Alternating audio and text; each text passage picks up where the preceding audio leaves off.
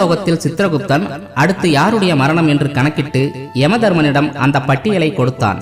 அதை பார்த்த யமதர்மன் யமதூதனை அழைத்து, ஒரு பெண்ணின் உயிரை இன்று நீ எடுக்க வேண்டும் என்றும் அந்த பெண் யார் என்று அடையாளம் காட்டி யமதூதனை பூலோகத்திற்கு அனுப்பி வைத்தார். அந்த பெண்ணின் கணவன் ஒரு வாரத்திற்கு முன்புதான் ஒரு விபத்தில் மரணமடைந்திருந்தான். அவன் இறக்கும்போது நிறைமாத கர்ப்பிணியாக இருந்தவளுக்கு இப்போதுதான் ஒரு அழகான பெண் குழந்தை பிறந்து ஒரு வாரம் ஆகிறது. இப்போது இவளின் உயிரையும் எடுத்துவிட்டால் அந்த குழந்தையின் நிலை ஐயோ, நினைத்து பார்க்கவே பாவமாக இருக்கிறது என்று உயிரை எடுக்க வந்த யமதூதன் அந்த பெண்ணின் உயிரை எடுக்காமல் மீண்டும் தேவலோகம் சென்றான். யமதூதன் அந்த பெண்ணின் உயிரை எடுக்காமல் வருவதை அறிந்த யமதர்மன் கடும் கோபத்துடன், யமதூதனே, என் கட்டளையை ஏற்று நடந்து கொள்வதுதான் உன் வேலை. பிறப்பவர்கள் அனைவரும் இறப்பார்கள் என்பது உலகறிந்த விஷயம்.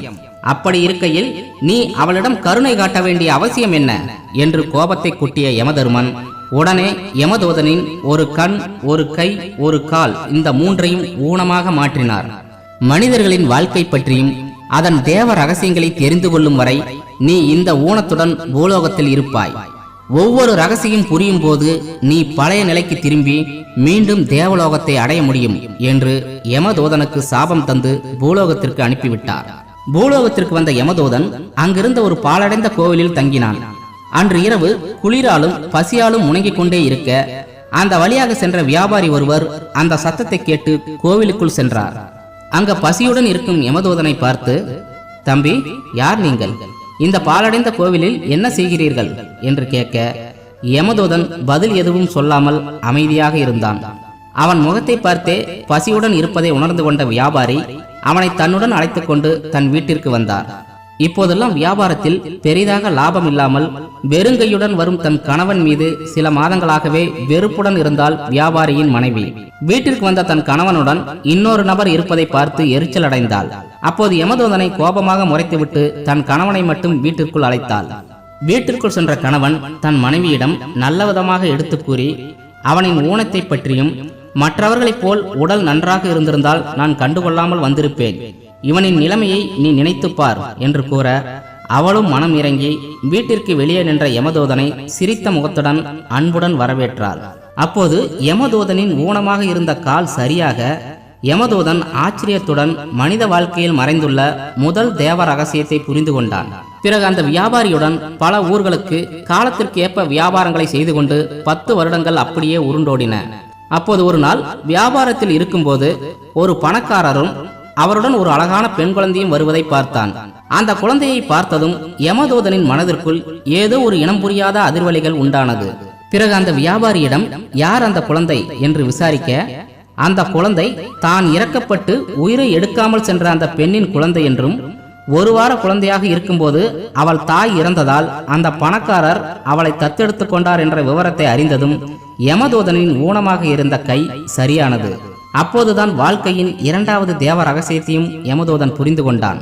மறுநாள் பக்கத்து ஊரின் மிகப்பெரிய செல்வந்தன் வியாபாரியை தேடி வந்தான். தான் யார் என்று அறிமுகப்படுத்திக் கொண்டவன் தனக்கு சந்தனக்கட்டைகளால் செய்யப்பட்ட கட்டில் ஒன்று வேண்டும் என்றும் அதை நீங்கள் தான் தயார் செய்து தர வேண்டும் என்று ஒரு மிக பெரும் தொகையை வியாபாரியிடம் கொடுத்துவிட்டு சென்றான். 10 நாட்களில் கட்டில் தயாராக இருக்க வேண்டும் என்று செல்வந்தர் கூறினாரே. நாளை 10வது நாள். செல்வந்தர் வந்து கட்டிலை கேட்டால் என்ன செய்வேன்? சந்தனக்கட்டைகள் மட்டுமே இருக்கிறது, இன்னும் எதையும் செய்யவில்லையே என்று வியாபாரி பதற்றமானார். ஆனால் யமதூதன் அமைதியாக அந்த வியாபாரியிடம், ஐயா, நீங்கள் கட்டில் செய்ய வேண்டாம், அந்த சந்தனக்கட்டைகளை எரியூட்டுவதற்கு தயாராக வைத்திருங்கள் என்று கூற வியாபாரியோ எதுவும் புரியாமல் முழித்தார். சிறிது நேரத்தில் அந்த செல்வந்தனின் உதவியாளர் வந்து, ஐயா, சந்தனக்கட்டில் செய்ய வேண்டாம், அந்த சந்தனக்கட்டைகளை கொடுங்கள், பணக்காரர் இன்று காலை இறந்து விட்டார் என்று அந்த செல்வந்தனை எரிக்க சந்தனக்கட்டைகளை வாங்கி கொண்டு சென்றான். அதை பார்த்ததும் யமதூதனின் ஊனமாக இருந்த கண்ணும் சரியானது. வாழ்க்கையின் 3வது தேவ ரகசியத்தையும் தெரிந்து கொண்டு தேவலோகத்திற்கு புறப்பட தயாரானான். அப்போது வியாபாரியோ, என்னிடம் வரும்போது ஊனமாக இருந்தாய், பிறகு அனைத்தும் ஒவ்வொன்றாக சரியானது, அந்த பணக்காரனின் மரணத்தை சரியாக கணித்தாய், இதெல்லாம் எப்படி சாத்தியமானது? யார் நீ என்று கேட்டார். ஐயா, நான் யமனுடைய தூதுவன். ஒரு தாய் இறந்து போனால் அந்த குழந்தைக்கு யார் கதி என்று பரிதாபப்பட்டு அந்த தாயின் உயிரை எடுக்காமல் விட்டதனால் பூமிக்கு சென்று தேவ ரகசியத்தை தெரிந்து கொண்டு வா என்று யமதர்மன் என்னை இங்கே அனுப்பினார். அதனால்தான் பூமிக்கு வந்தேன். இப்போது அந்த தேவ ரகசியங்களை தெரிந்து கொண்டேன். நான் திரும்ப தேவலோகத்திற்கு செல்கிறேன் என்று யமதூதன் கூற, மனிதர்களின் தேவ ரகசியமா? அப்படியென்றால் என்ன? எனக்கும் கொஞ்சம் கூறுங்கள் என்று வியாபாரி கேட்க, முதல் நாள் என்னை உன் வீட்டிற்கு அழைத்து சென்ற போது உன் மனைவி என்னை கோபமாக பார்த்தாள் அல்லவா? அப்போது அவள் முகத்தில் தரித்திர தேவி தெரிந்தது. 10வது நிமிடம் என்னை சாப்பிடவா என்று கூப்பிடும்போது அந்த முகத்தில் அன்னை மகாலட்சுமி தெரிந்தார். அப்போது இந்த உலகத்தில் ஒருவன் பணக்காரனாக இருப்பதற்கும் ஏழையாக இருப்பதற்கும் அவனுடைய எண்ணங்கள் தான் காரணம் என்று தெரிந்து கொண்டேன். ஒருவனின் வாழ்க்கையில் தரித்திரம் போய் மகாலட்சுமி வருவதற்கு 10 நிமிடங்கள் தான் தேவை என்றும் தெரிந்து கொண்டேன். அது எப்போது எப்படி வேண்டுமானாலும் நடக்கலாம் என்றும் தெரிந்து கொண்டேன். இது நான் உணர்ந்த முதல் தேவ ரகசியம். 10 வருடம் கழித்து ஒரு செல்வந்தன் ஒருவருடன் ஒரு பெண் குழந்தை வந்தாள் அல்லவா? அதுதான் நான் இதன் அம்மா இறந்து விட்டால் யார் பார்த்து கொள்வார்கள் என்று நினைத்த குழந்தை. நிஜமான தாய் வறுமையில் தவித்துக் கொண்டிருந்தாள். ஆனால் அவள் இறந்தாலும் அந்த குழந்தையை பாதுகாக்க அன்பான வசதி படைத்த ஒரு செல்வந்தனை இறைவன் தயாராக வைத்திருக்கிறான். ஒரு யமதூதனாகிய எனக்கே அந்த குழந்தையின் மீது கருணை இருக்கும் போது இறைவனுக்கு இருக்காதா? அவன் அதற்கு ஒரு மாற்று வழி வைத்துக் கொண்டுதான் அந்த உயிரை எடுப்பான். இது நான் உணர்ந்த 2வது தேவ ரகசியம் என்று யமதூதன் கூறினான்.